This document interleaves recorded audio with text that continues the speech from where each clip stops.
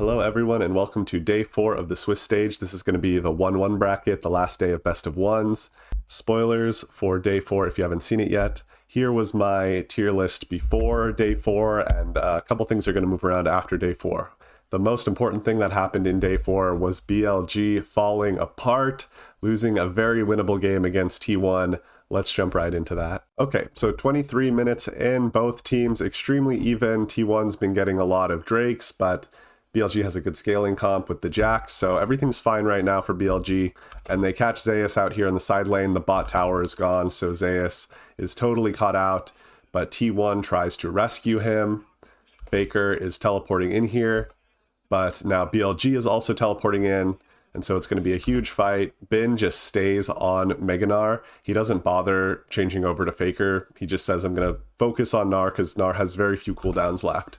And while he's focused on Gnar, Faker uses the stolen suppression, and here Knight and Wei are just going to focus on Faker while Bin can focus on Gnar. So really distributing the damage really well so that they have just enough to kill Gnar, but they've also been chain CCing Faker and get him as well.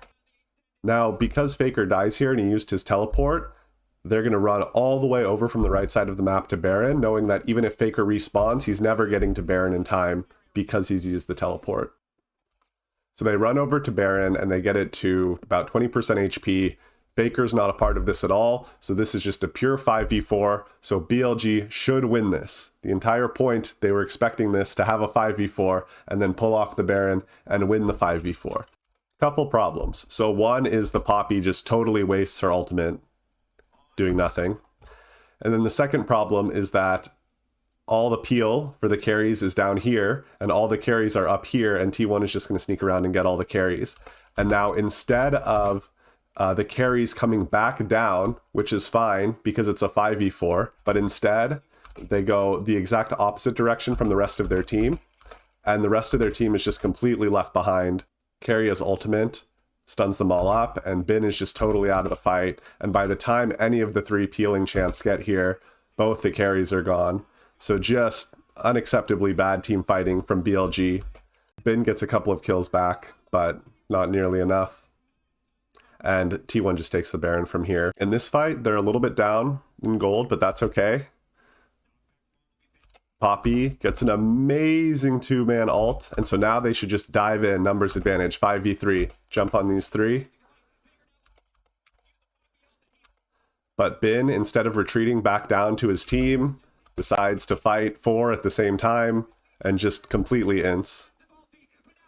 Here, Knight sees the Q charging on Vi, but I think he underestimates how quickly that charges up, because when he throws the E, she just super easily dodges out of there. So I think maybe Knight thought that that needs to charge a little bit longer, but kind of an E wasted there from Knight.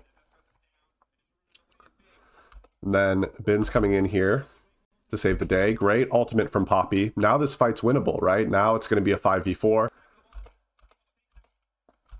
But now here, Bin thinks he needs to instantly end the fight when both the carries are doing fine, full health. Bin could have just pathed down towards his carries, maybe gotten a kill on Faker, maybe taken a longer fight. But to try to kind of go for it all here when you're 5k gold down is insane by Bin. He just jumps in onto 3. Nowhere near the rest of his team.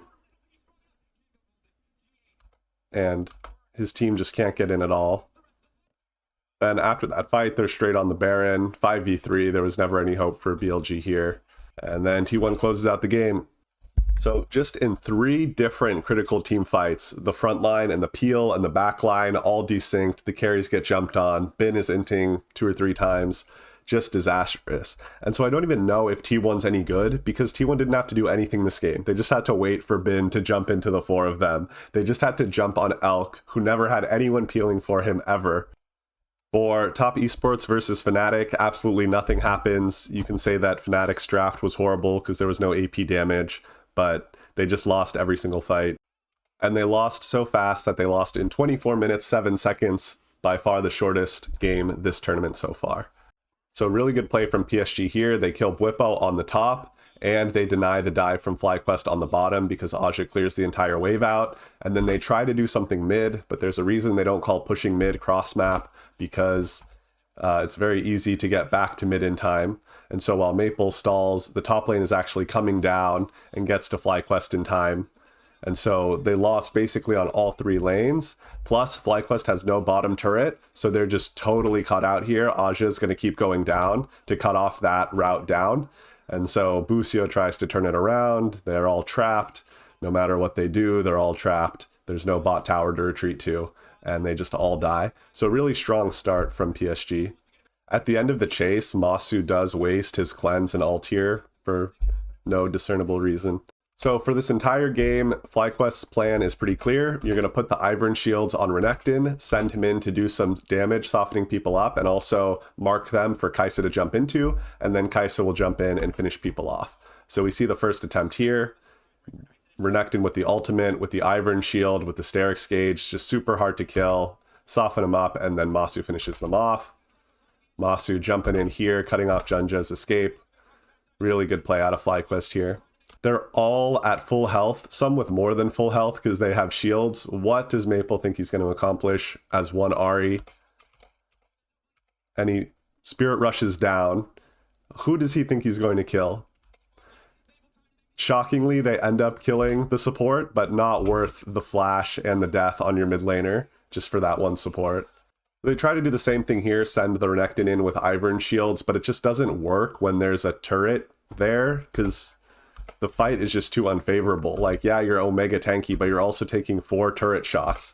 So you see he's getting chunked way harder than this person he's jumping in on, and this was not calculated. Like, he was so close to dying here. Not a good play at all from Bwipo to go in here. The trade on Renekton versus the level 14 Vi just isn't worth it. It doesn't accomplish anything. Bwipo tries the same thing again with no Ivern shields this time. Again, doesn't really accomplish anything. He gets some chunk off, but he loses his Sterix gauge here. So he's losing better cooldowns than they are much of the time. Here, Bwipo finally has a good YOLO play, flashing in here because there's no turret. So there's actually a hope that it'll be a good fight. And there's actually a real reward to justify the risk, which is that if you mark these carries, all the peel and front line is down here. Kai'Sa will be able to jump in and kill the carries. So he goes in, Kai'Sa hits Betty with the Void Seeker, and Masu can then jump in. And they can actually leverage this into a winning fight because for once he's not diving underneath the turret. Here, Bwipo's doing great again because when he dives in, he has a clear objective, which is just distract the Vi to keep her out of the pit. But here, when FlyQuest has a 6k gold up, they could just take it slow and win.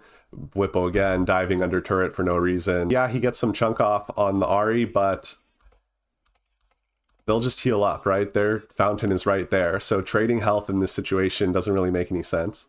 Again, FlyQuest is 6k gold up. They could just play slow, but Bwipo wants to trade his life 1-for-1 for some reason, forcing a fight way earlier than he has to. And ends up trading 1-for-1, which there's no need to do when you're 6k gold up. FlyQuest ends up being able to take this, though, without Bwipo. So, decent showing from FlyQuest, but I don't think either of these teams are really top 8 contenders. I mean, like, they might get to the top 8, FlyQuest might, but not on the same level as a top 8 team. So here, Broken Blade gets the solo kill onto Breathe. Breathe actually has the flash up here, so he could have flashed out, but I think usually Galio, he goes back and then dashes at you forward, and Broken Blade did it the opposite direction, so that he goes back to the right and then knocks him up a little earlier than you would expect, so I think that just kind of took Breathe off guard, but he could have flashed out if he had a better understanding of that Galio trick. And Weibo Gaming just unforgivably bad early game here, down 3k gold despite only having 2 kills. Then Crisp dives on this, even though he has no vision of anything that's happening. He thinks it's a pick, even though all of G2 is around. And so Crisp is just instantly dead. But then if you have a 5v4 and you send 2 onto the Tristana here, you're actually leaving a 3v3, which is fine for Weibo, because Breathe gets this amazing equalizer down, and Breathe is just on fire on this Rumble, literally. Here, Broken Blade doesn't know if he can survive the 4th shot, so he doesn't know if he should try to tank for Hansama, so he actually dodges out of the way, and Hansama gets sniped. And then here, very bad macro from G2. Kalista is taking the dragon, and Galio is in the bot lane, pushing turret, and so that actually doesn't work for Galio, because if you teleport in, it's still just a 4v5 because Kallista's on the dragon. So you can't actually split push like this when it's a 3v5. You can only split push when it's a 4v5. Kallista can never get back to this fight in time while she's taking Drake. So they purely have to keep them off the Baron, but they can't be this vulnerable and this far pushed up. Crisp just punishes them for that. Here we have great flash engage from Mickey onto Breathe. He has to burn both the stopwatch and the flash. So then 20 seconds later, they know that Rumble doesn't have stopwatch or flash, so they just throw everything at him. The Nocturne Orianna ult. Great job by G2. And then here, Xiaohu wants to help Light with these three, but he forgets that the Galio's still around. And Broken Blade actually whiffs the W, comes off a little too early on Xiaohu, and then he misses the Galio E as well. But this could have gone even worse for Xiaohu. He ends up getting one back, but if Galio had hit either of those, he wouldn't have gotten anything back. So really sloppy play from Weibo. Shouldn't have teleported in there from Xiaohu. Then here, complete Mickey int. They're 5k gold up. They don't need anything fancy. So what if he engaged on you? Just back up and take the 5v5. They're out of tower range. You don't need to like cause a distraction to save your team. You could just win the 5v5. You're 5k gold up. Mickey dives in and under tower. And then Broken Blade tries to save Mickey's int, which was not great. And in this final fight, Hans Sama actually has the luxury Jack show, and so that's why Rumble isn't able to get any good damage on it. So I'm not surprised that Weibo lost here. They were playing really bad all tournament, and I'm not particularly impressed by G2's win here because I think they made a lot of mistakes as well. So in terms of the tier list, maybe I'll slide Fnatic down to below PSG. FlyQuest won, but I still don't think they're a top 8, top 9 team. Not going to move them up to B tier. BLG lost, but I still feel like at any moment they could just stop playing horribly and just win the whole tournament. How do you rate a team like that? Like if they just played their regular season strength, they'd probably be 3-0 right now. But do we have any reason to think they'll be able to get back to their regular season strength, or are they just kind of stuck? T1, I think you could probably put in this very top tier, top 6 maybe. And I can't say I have any faith anymore that BLG would beat LNG or T1 in a rematch because it doesn't seem like the losses are just flukes anymore. Still, they were both best of ones, but for now, BLG has just been completely falling apart at this tournament in the 1-2 bracket. They are fighting for their lives in a few days. Make sure to watch day 1, day 2, day 3 videos, most important things, if you haven't seen those, to get all caught up. And I will see you tomorrow for the 0-2 bracket. Thanks so much for watching, and make sure you subscribe.